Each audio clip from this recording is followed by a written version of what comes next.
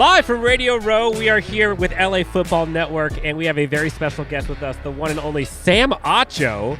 You guys have all seen and heard him. We saw him on the field for years. Now he's here with the media, giving us some time. Sam, thank you for coming on the show. Welcome. No, How you doing? Thank you for having me. It's been a long day already. Yeah, I know. I'm it's like two flat tires. Been a long week. Yeah, no, Radio Row is a beast. Like Radio Row is a beast. Oh, it's a beast. Yeah, it's a monster. It's been a long day, and it's Friday already. I mean, I can't Yeah. believe we still got the whole weekend, too. We were talking, we were like so blessed to be here. We were in Miami, and then this is our second one because obviously last year. But you see the teams that have like a production team that you record and then someone else goes and edits. Yeah. We don't have that. So I'm like editing like 15 interviews in a day. I'm like, and then we're like, oh, wait, we're recording now. And then, okay. So, but it's been great. So thanks for joining us. No, Thank you for joining. So we're going to talk about all kinds of stuff. We'll talk about the Super Bowl. We'll talk about your time with with Chargers head coach Brandon Staley. We'll talk about time with the Bears.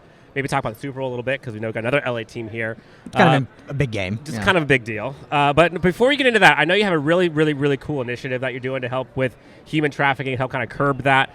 For folks who do not know, if you go to International Justice Mission, IJM,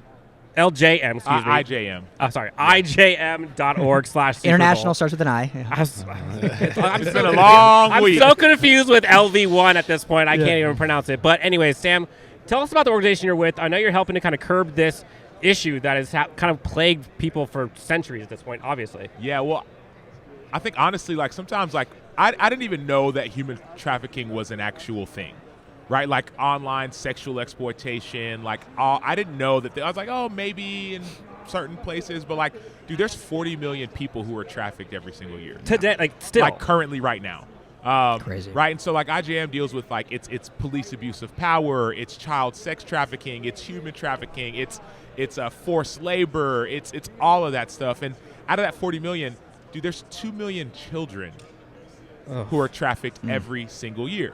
And so like sometimes we don't know about these things. And it's like, oh, I don't know, so I don't do anything. But then you find out about it. You're like, okay, well, what could I do? Yeah. Well, IJM, International Justice Mission, they've been in the field for decades, and they actually found a way to help end these issues, right, and curb these issues. Well, the issue is in a lot of places of the world, the justice systems don't work.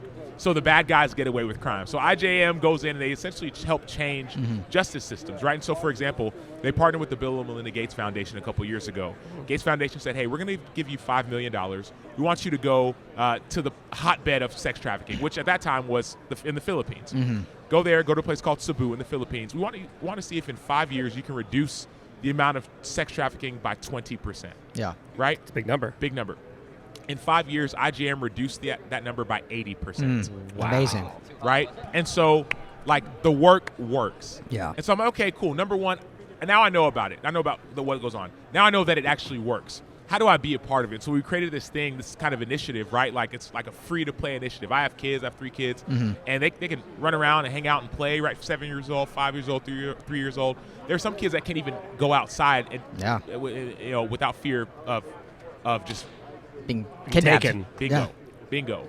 And so I got a chance to go actually to Guatemala, one of the field offices, and see some of the kids. I mean, it was like, dude, some 2-year-old kids who had been abused. Oh, my goodness. 4-year-old, 6-year-old, right? There's even a group of like 11 to 17-year-old young moms who were moms, victims of abuse at 11, right? And so I'm like, we all can do something. And so everybody, I'm telling everybody, go to IJM.org/Super Bowl and join this. We call it a free-to-play initiative, right? Like we can help end this violence all around the world.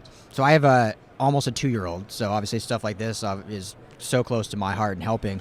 So going there, what is the actual thing we can do? Is it donating? Is it getting involved? Is it something with sports? What is actually so it's using your platform, right? So for example, like some people, it's like, I'm not an NFL player, right? But I could donate $20. Yeah. Or I could donate $50, right? I could be a monthly donor, right? Well, I don't have really that much money. Okay, I got a radio show.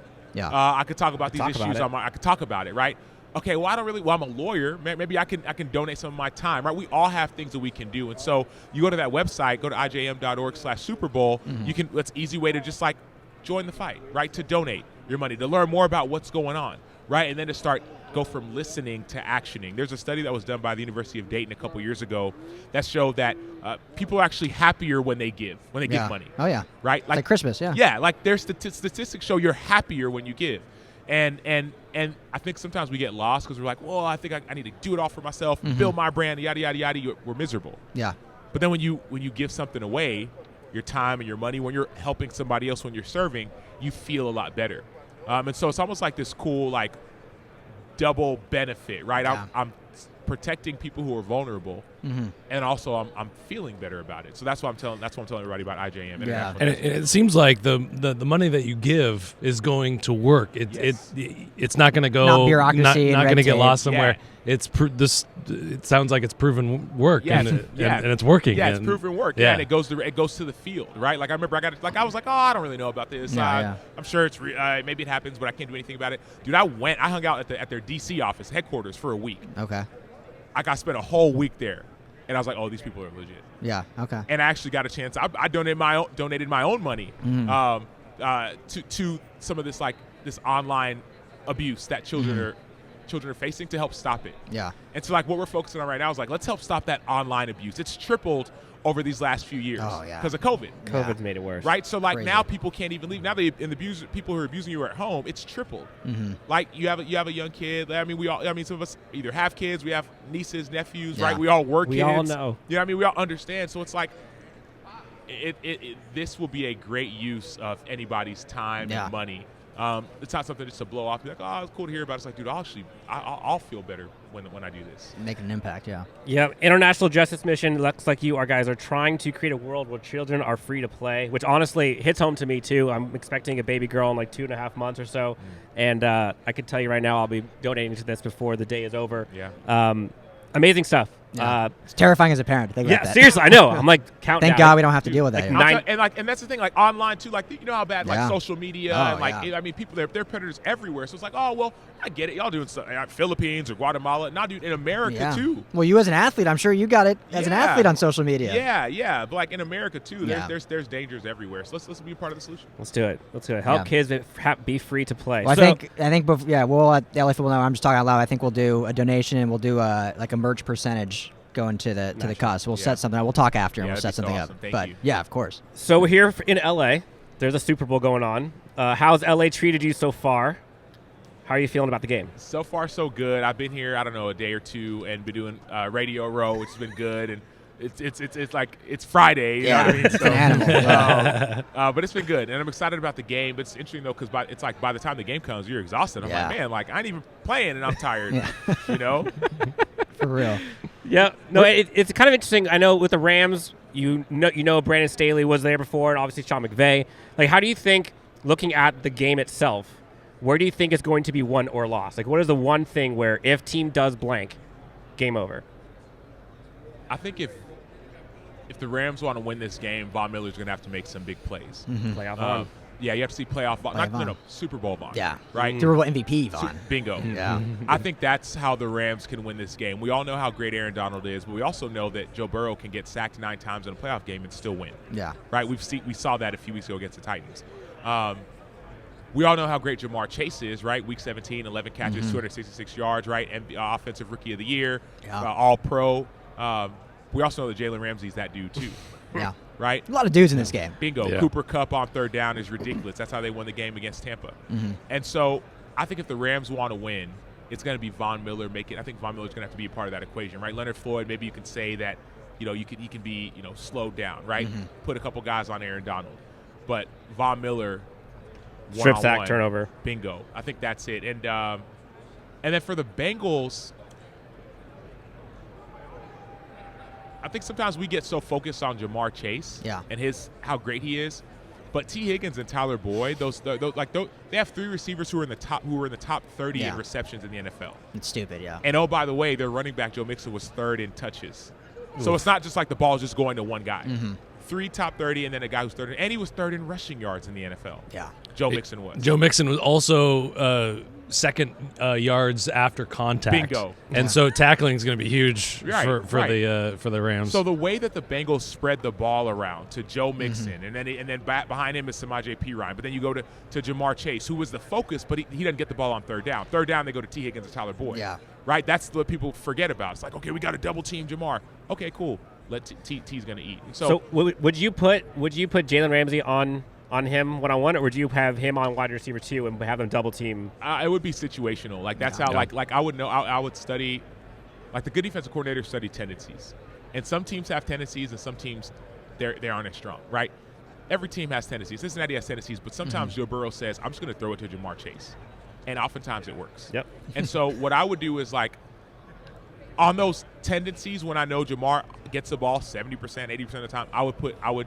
First and 10, right, from your 25-yard line. Usually it's 70% pass, and half of those passes go to Jamar Chase, right? Maybe you change your defense accordingly. But on third down, at least from what I've seen, when I've watched, I haven't seen Jamar Chase get the ball on third down outside of in the red zone last week or 2 weeks ago, third in the goal line, thrown for a touchdown. So that's what I would do. I wouldn't just try and shut down Jamar Chase because then everybody else is going to eat.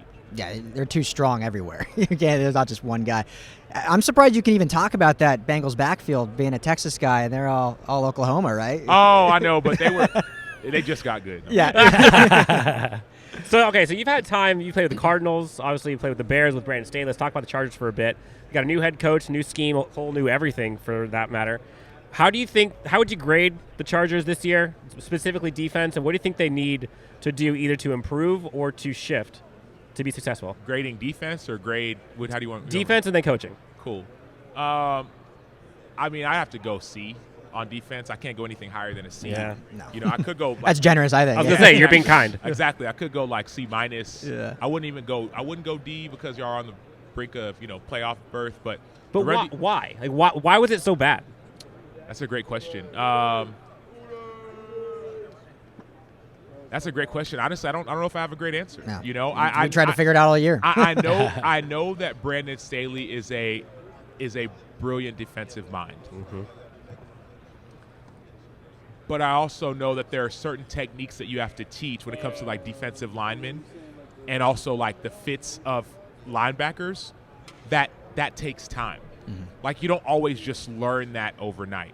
And also there might be some talent stuff there, right? When Brandon Staley went to the Rams, he walked into Jalen Ramsey and Aaron Donald and took that defense was maybe they were 12th or 13th to the number one defense, right?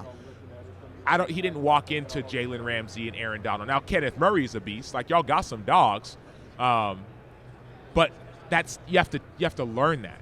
You have to learn that. And so for me, I don't have a great answer, right? Like I don't have a great answer. All the above. Yeah, I don't have a great answer, really. I wish I did, you know, because like I think just the difference because you have Aaron Donald and then people would say, well, you had Joey Bosa, but I think they play so differently. Yeah, you can't compare that. And then Jalen Ramsey, well, we have Derwin James, but they are very different still. That it's fitting them correctly, and that takes time. I think next year we're going to see a huge jump. And he was the defensive coordinator with the Rams, so he was like hands-on. Like this is what I'm doing.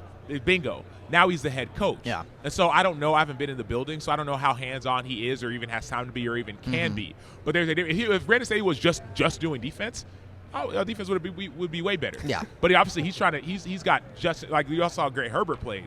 Yeah. So like let's say that's his focus. He's a brilliant. I said defense. He's a brilliant mind. Period. Yeah. So like if that was his focus, well, offense first. This year. Yeah. Defense. Justin Herbert was second in the NFL in passing yards. Yeah. So I mean. And the offense was top 5 overall. You know what I'm saying? So. Yeah. And you're an overtime coin toss away from being in the playoffs. Oh, that hurts. Sam Acho, thank you so much for joining us. Last question before we get you out of here. Final score prediction, Super Bowl. Oh, who's got it? No one even has asked me this yet. Crazy. Really? It's Friday. It's Friday, I know. Wow, okay. Final score prediction. It's a 4.5-point spread, I believe. Rams are favored. You think it's high scoring or low scoring?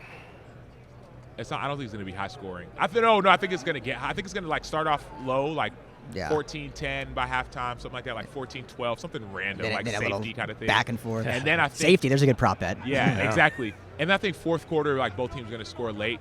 28, 28, 25, 28, 24. Okay. 28-24 Rams. Yeah. Going with the hometown team. No, it's got to be higher than that. I thought. You think it's going to be a track meet at the end? My prediction was 31-24 was my prediction. But that 31 is. I think there will be a late game field goal. Yeah. I don't want to say 31 though. I feel like 29-28. Oh, Okay. something Ooh. freaky's gonna happen. Ooh. Something freaky. 27. Something freaky. Okay. Let's just name every number. Yes, yeah. 29, 28, 27, 30. Yeah. Rams win, though. We'll take that. Yeah. Absolutely. We'll take that again. Go to ijm.org/Super Bowl. Help with the cause. Help defeat human trafficking. Sam, thank you so much for joining us, man. Awesome. This was a pleasure. Best of luck the rest of the way. Thanks so much. Get some sleep. We all need it. I will. It's Friday. Yes. Thanks, bro. All right, thanks, Appreciate man. it. Thanks.